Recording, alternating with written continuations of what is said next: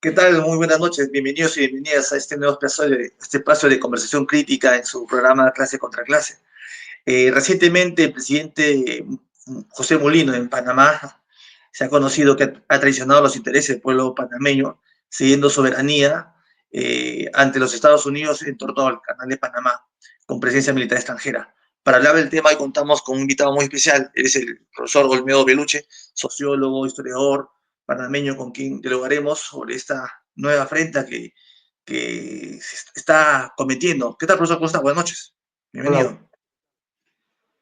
Bien, como siempre es un gusto contar con usted, ¿no? Y quisiéramos que nos comente, ¿no? ¿Qué es lo que ha acontecido recientemente? A ver, ¿podría usted relatar, profesor? ¿Qué ha sí, pasado? bueno, lamentablemente Donald Trump ha avanzado en un objetivo que se había propuesto desde diciembre cuando inició sus amenazas contra Panamá y más específicamente desde el 20 de enero cuando en su toma de posesión alegó que los chinos tenían el control del canal de Panamá y que por ende ellos tenían que recuperarlo y recuperar la presencia militar en torno al área del canal. Entonces, esa ofensiva de Trump tuvo varios momentos, no muy heroicos, porque realmente su enemigo con el que tenía que debatir, el presidente Mulino, actuó de una manera bastante cobarde y cedió rápidamente a las presiones verbales de Trump. Y firmó la semana pasada con el secretario de Defensa, Peter Hegseth, un memorando de entendimiento que le da la oportunidad a Estados Unidos de establecer 3 bases militares en torno al canal. Bases que habían sido cerradas en el año 99, producto de la lucha de generaciones de panameños y panameñas contra la presencia norteamericana y contra las bases militares, y producto de los tratados Torrijos-Carter de 1977. En el 31 de diciembre de 1999 había desaparecido la última base militar norteamericana en el Istmo de Panamá. Y ahora el señor Mulino acaba de ceder ante Hegseth y ha firmado un memorando que le permite tener 3 bases militares, una base aérea de Howard, una base naval en la entrada pacífica del canal y una base aeronaval en la entrada del Caribe del canal de Panamá. Aunque el gobierno alega que el memorando no menciona la palabra base militar, lo que describe en su contenido son bases militares. El propio Trump ha dicho cuando Peter Hegseth le llevó el informe, como quien dice, a la cabeza del gobierno panameño que ha cedido esto, que ya tiene un contingente importante de tropas en Panamá. Y de hecho los rumores señalan que puede haber hasta 1.000 soldados norteamericanos en este momento en Panamá. La semana pasada estaban encubiertos bajo la excusa de un ejercicio militar de defensa del canal de Panamá, entre comillas, que hacen anualmente, producto de otros acuerdos de seguridad que han existido anteriormente. Pero ahora permanecerían en torno a estas 3 bases militares. Además, adicionalmente, Donald Trump se había fijado en la administración de los puertos comerciales que están a la entrada del canal, que se llaman Balboa y Cristóbal, y que están administrados por una empresa hongkonesa china, y han sacado la Contraloría de la República, justo el día que llegaba el secretario de Defensa, un informe en que dice que la empresa de hecho ha desfalcado el país, lo cual obviamente debe ser cierto. De antemano se sabe que son las privatizaciones de los bienes públicos del país han sido una estafa contra el Estado, y se sabe que otros puertos que hay en torno al canal tienen las mismas condiciones onerosas para el país. Pero el hecho de que ahora saquen contra esta empresa es parte de la actitud de la oligarquía panameña de ceder ante las presiones del imperialismo norteamericano, como ha hecho tradicional e históricamente. Entonces, bueno, eso, se ha firmado un memorando que le permite a Estados Unidos la recuperación de 3 bases militares en torno al canal de Panamá.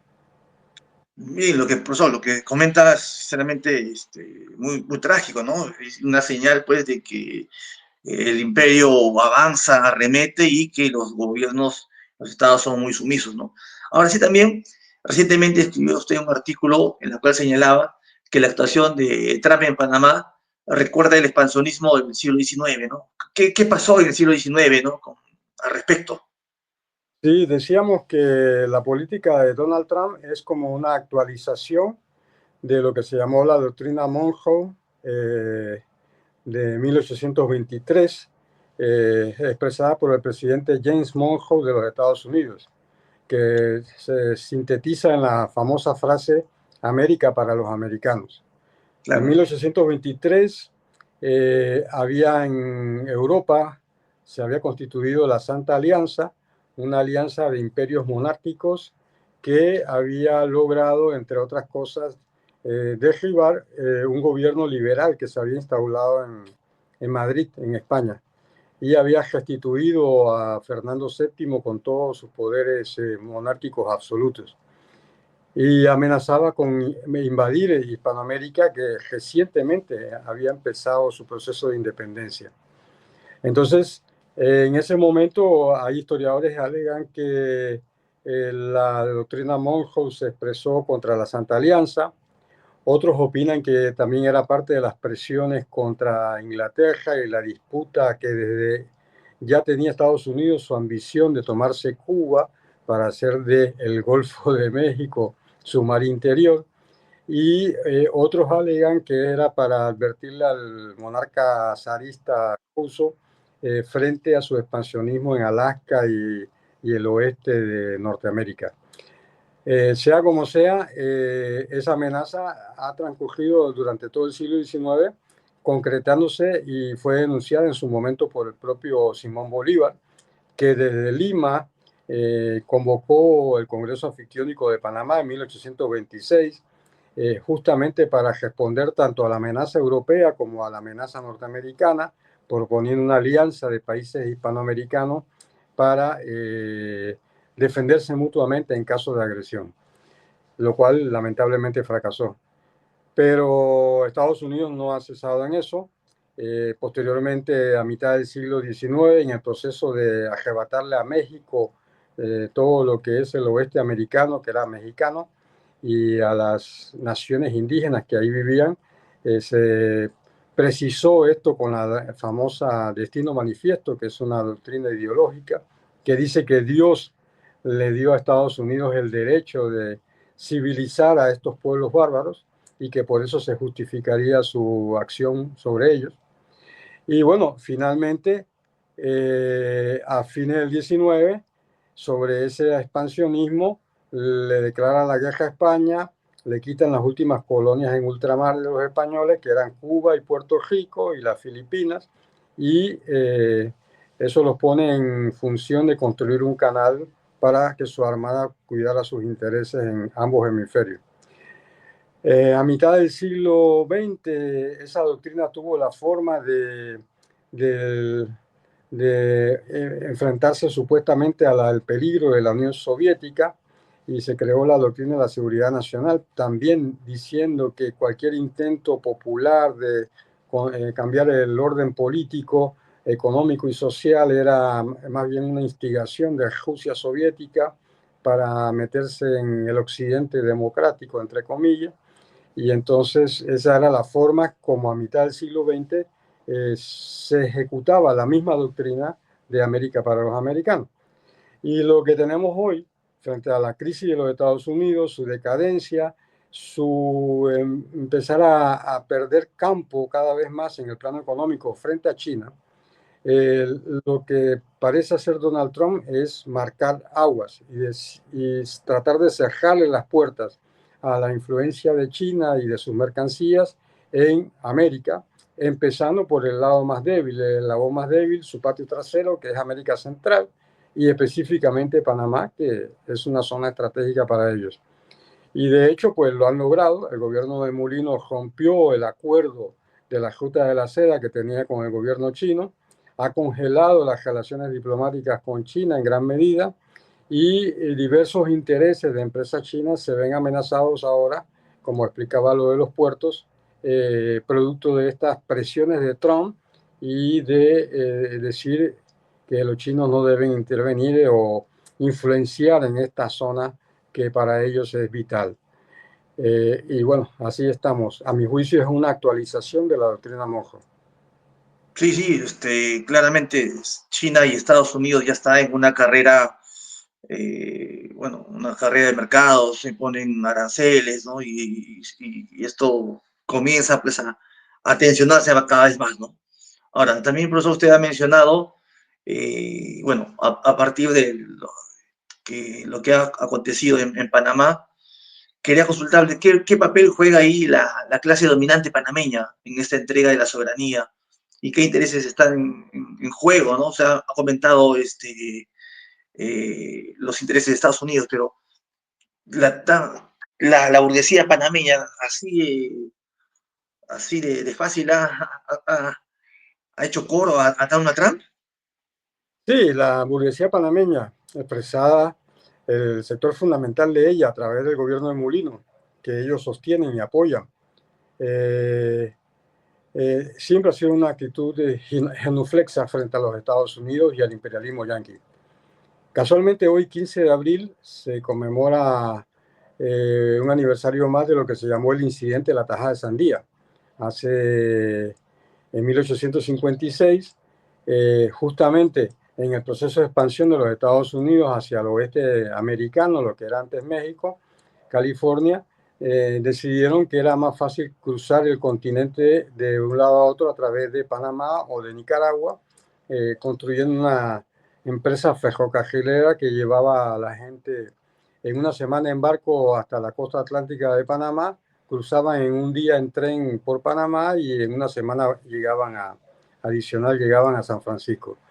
Y ese negocio llevó a la miseria al pueblo panameño que vivía del tráfico de mercancías de la época colonial ahí, y encima trajo lo que se llamaron los filibusteros, que eran paramilitares, que en el caso de Nicaragua, uno de ellos, William Walker, intentó apropiarse de Nicaragua, se proclamó presidente y pretendió adherirla como un estado más de los Estados Unidos. Eso galvanizó la unidad centroamericana, que armó un ejército para sacar a Walker del gobierno de Nicaragua y después lo fusiló. Y Panamá en 1856, unos meses después, vivió algo parecido, llegaron una cantidad de estos filibusteros y el pueblo se sublevó contra ellos y hubo una insurrección que terminó matando más de una decena de norteamericanos que estaban en tránsito aquí. Bueno, luego de eso, Estados Unidos sancionó a Colombia, de la que éramos parte. Pero la actitud entonces de la oligarquía panameña fue que unos meses después de eso, un gobernador panameño de la élite conservadora pide la intervención norteamericana militar para aplastar una protesta popular. En 1903 hicieron lo mismo. Estados Unidos quería imponer el Tratado del Canal con sus bases militares, con su zona del canal, con su segregación de la soberanía colombiana. Como eso fue rechazado, entonces compró, de hecho, a un par de oligarcas nacionales que proclamaran una junta de gobierno y se declararan independientes, y sobre esa justificación invadió Panamá en 1903 con más de 10 acorazados y miles de soldados, y así creó la República de Panamá, que avaló 15 días después ese tratado oneroso contra el que el pueblo panameño tuvo que luchar. Bueno, ahora Mulino vuelve a hacer lo mismo. Con decir que Mulino fue canciller del gobierno títere que impuso la invasión norteamericana de 1989. Fue vicecanciller, fue viceministro de ese gobierno. Así que eso da la casta de la actitud completamente genuflexa frente a los intereses norteamericanos de la burguesía panameña que nos gobierna. Sí, correcto. Ahora también usted está mostrando un elemento importante, ¿no? De que es las burguesías nacionales, ¿no? Los países periféricos tienen sus intereses entrelazados con el imperialismo yanqui, ¿no? Entonces, ahí hay una tarea muy importante para los sectores populares, ¿no? Ahora, también en una intervención anterior, usted ha manifestado que reciente memorándum firmado entre el gobierno panameño y los Estados Unidos revive las bases militares que fueron cerradas en el 99, ¿no? Como resultado de una larga lucha y por los tratados que usted ha mencionado de Torrijos y Carter. Ahora, para quienes no conocemos tanto la historia, ¿podría explicarnos brevemente qué significó en su momento la salida de las bases militares en el contexto de lucha? Sí, bueno, Panamá ha tenido sus vaivenes en la lucha por la soberanía frente a la presencia norteamericana. Como ya le digo, desde mitad del siglo XIX, Estados Unidos está en Panamá incluso con tropas y de hecho ha tomado posesión del istmo. Pero en diversos momentos el pueblo panameño ha luchado contra esa presencia militar y ha logrado algunas victorias. Después de 1903, cuando se establece la zona del canal y se construye el canal bajo las condiciones que Estados Unidos quería, con bases militares, hubo diversas coyunturas. Cada década había una al menos donde el pueblo explotaba y expresaba su descontento frente a la situación.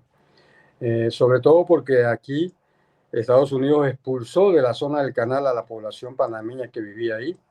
Estados Unidos impuso un régimen de apartheid donde había racismo, donde no se ganaba igual si tú eras hispano o eras de color, entre comillas, y que si eras anglosajón, donde Panamá casi no recibía ningún beneficio de la presencia norteamericana y de la administración del canal. O sea, muy terrible.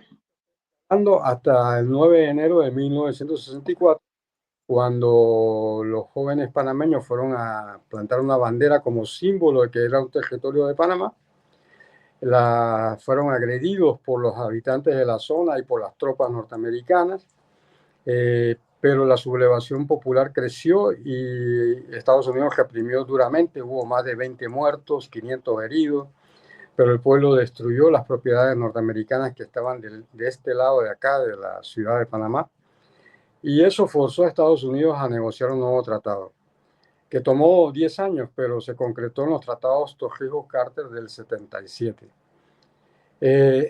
Sin embargo, para que la victoria no fuera total, en el camino hubo la crisis de la década del 80, en la que Noriega gobernó Panamá.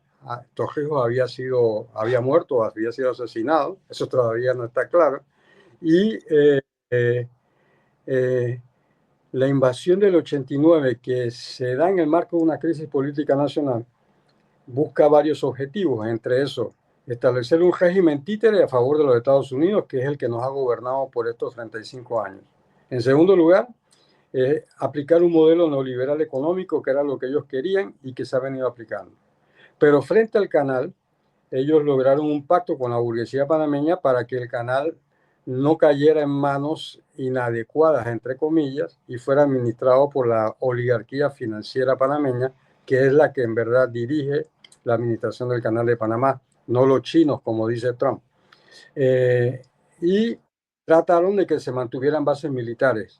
Pero como de nuevo hubo protestas en el 97, al final tuvieron que cambiar eso por acuerdos de seguridad secretos, más cuidadosos, donde no podía haber bases visibles ni tropas norteamericanas visibles, pero sí asesores militares muy discretos. Y bueno, hasta este momento, cuando la semana pasada Mulino ha firmado este memorando, que ahora sí va a permitir de nuevo la presencia de tropas norteamericanas. De hecho, cuando llegó Hessek la semana pasada, había un contingente norteamericano hospedado en un hotel del centro de la ciudad, que andaban en uniforme por las calles de la ciudad, como en aquellos tiempos contra los que lucharon las generaciones de panameños antes del 64. Así que, bueno, tal vez un Sí, apretado y complicado. no, sí, pero estás mostrando de que el pueblo panameño, a pesar de la adversidad, ha continuado batallando, ¿no? Entonces eso es un elemento para tener en cuenta, ¿no? Y nos sirve como enseñanza. Sin embargo, tanto gobiernos de derecha como supuestamente de centro izquierda, como el de Torrijos, han participado de la entrega de la soberanía. Ahora, eso, ¿qué nos dice esto? ¿Cuáles son los límites entonces de las democracias liberales en países así periféricos? ¿Y qué tipo de proyecto político hay que construir para en todo este caso, defender la soberanía, ¿no? Y enfrentar esta situación? En su Claro. opinión, profesor. Desde la burguesía panameña, hablar de soberanía es en realidad, como dicen, creo que los argentinos, un canto a la bandera. Es decir, ellos lo, porque saben que para el pueblo panameño es importante, porque la actitud de ellos incluso en algún momento fue decir, no, la soberanía no se come, que se queden en las bases militares, pero siempre el sector popular, los sindicatos, el movimiento estudiantil se movilizó y entonces ellos tienen mucho temor y saben que la gente se va a indignar y se está indignando frente a la legalización ahora de nuevo de bases militares. Por eso hablan de soberanía, pero no porque lo crean en el fondo.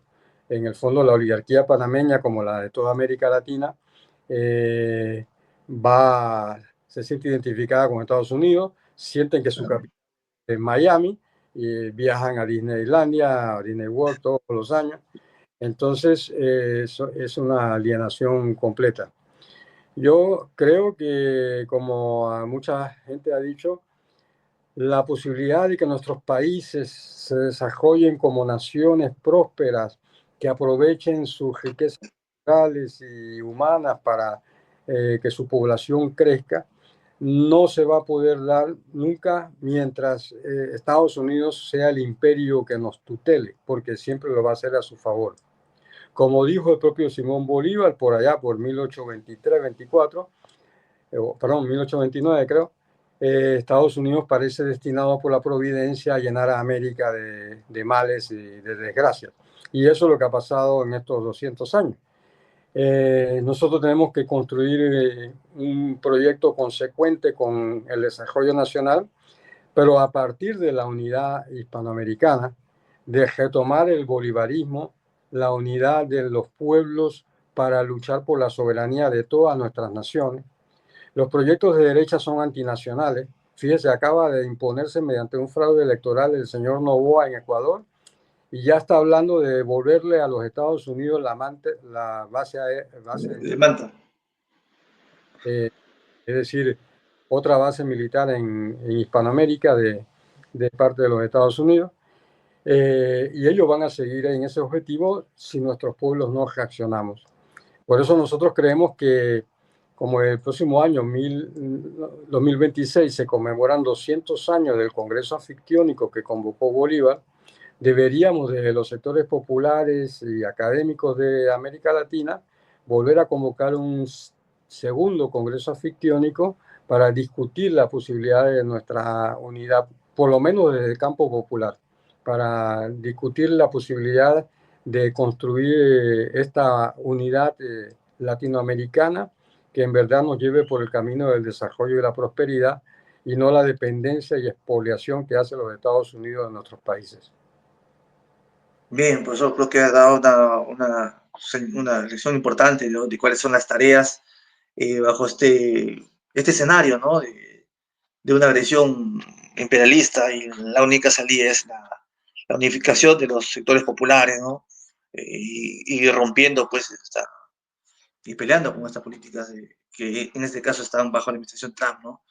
Ahora, para ir finalizando, tal vez, profesor, hoy en esta pelea en Panamá, cómo están los sectores populares, los sindicatos, los movimientos estudiantiles, ¿no? La izquierda panameña ante esta arremetida, ¿cómo se encuentra, profesor? Bien, respecto al tema de las bases militares, la gente empieza a hacer conciencia y ha crecido el descrédito del gobierno de Mulino. Y de hecho han salido varias movilizaciones populares, sobre todo de jóvenes estudiantes por allí, que es el comienzo de esta retoma de esta lucha histórica por la soberanía en el país contra la presencia norteamericana. Pero paralelamente, el gobierno de Mulino viene aplicando un plan neoliberal y que en este caso hace un mes ha impuesto lo que se llama la ley 462, que es la reforma del sistema de jubilaciones y pensiones en Panamá, que esencialmente permite que las administradoras de fondos de pensiones privadas administren ese recurso, es decir, que especulen con esa plata de las jubilaciones de los panameños y panameñas, y otras medidas conexas que afectan y ponen en riesgo las jubilaciones de la gente. Entonces los sindicatos, el Movimiento Popular Panameño se ha manifestado contra esa reforma legal, puesto que se ha desconocido la unanimidad con que los sectores populares exigieron que se mantuviera el sistema solidario que existía antes. Frente a ellos ha habido varias movilizaciones. La semana pasada hubo una huelga de 48 horas del sector docente, que fue muy acatada. Hubo una participación de cerca del 80%, 90% de los educadores, y fue muy fuerte. Y está convocado para el miércoles 23 de abril una huelga general indefinida. Esta vez no solo del sector docente, sino que se sumarían sectores sindicales, especialmente el sindicato de la construcción, que en Panamá es muy fuerte, y otros sindicatos adicionales.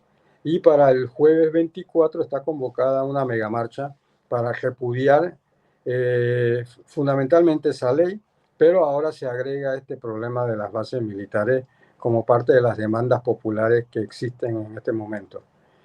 Así que, bueno, se espera que la situación va a estar movida.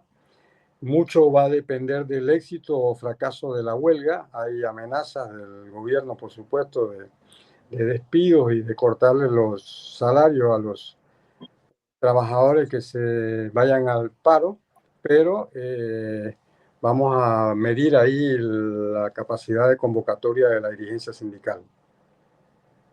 Bien, profesor, de acá, desde Perú, nuestra solidaridad internacional, sabemos que nuestra política siempre es el internacionalismo en la lucha. Y un abrazo fraterno, esperando que estas medidas tengan buen éxito, ¿no? Y que aglutinen a más sectores sociales, ¿no?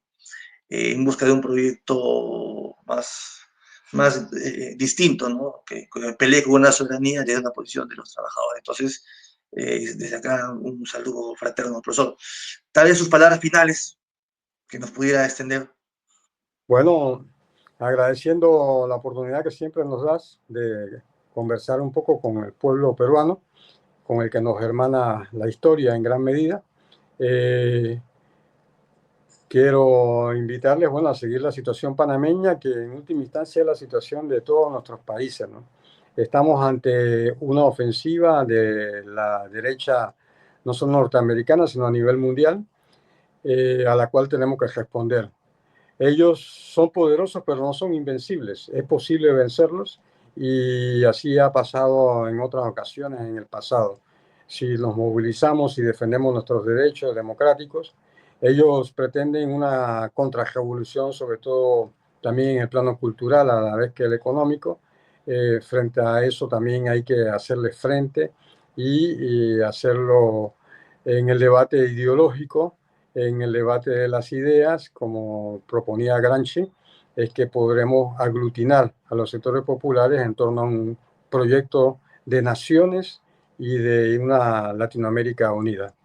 Muchas gracias. No, muchas gracias a usted, profesor, por esta oportunidad, ¿no? Y de esta conversación profunda que hemos tenido, que es clara y necesaria, y nos deja muchos puntos importantes para seguir reflexionando sobre todo y organizarnos ante esta agresión que no es solamente contra Panamá, es contra el continente, en la cual Perú también es parte, ¿no? Y a quienes nos han acompañado, gracias por estar aquí y los invitamos a compartir esta entrevista y a seguir informándose críticamente de lo que viene pasando. Muchas gracias, profesor. Muchas gracias a todos. Hasta la próxima.